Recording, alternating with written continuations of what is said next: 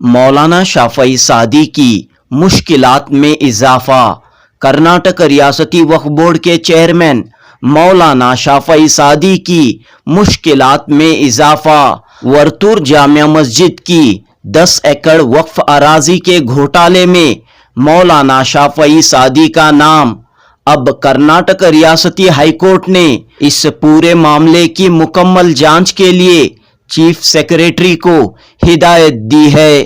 कल यानी 2 जून 2023 बरोज जुमा हाईकोर्ट ने चीफ सेक्रेटरी को हिदायत देते हुए 3 माह के अंदर रिपोर्ट पेश करने के लिए कहा है। केएम रिजवान नामी पिटिशनर की अर्जी पर अदालत ने ये हिदायत दी है। वाज़ह रहे कि वर्तूर जामिया मस्जिद की 10 एकड़ अराजी जिस पर हाईकोर्ट ने स्टे लगाया था, इसके बावजूद एक निजी कंपनी को बेच दी गई है। इस केस में नरमी बरतने के लिए वक्फ बोर्ड के एडवोकेट बीएम हनीफ पर दबाव डाला गया था।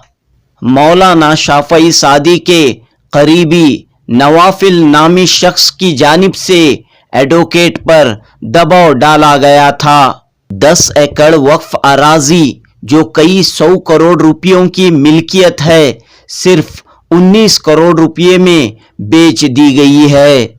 इस पूरे मामले में वक्फ बोर्ड के चेयरमैन मौलाना शाफई सादी और उनका करीबी नवाफिल नामी शख्स सवालात के घेरे में है।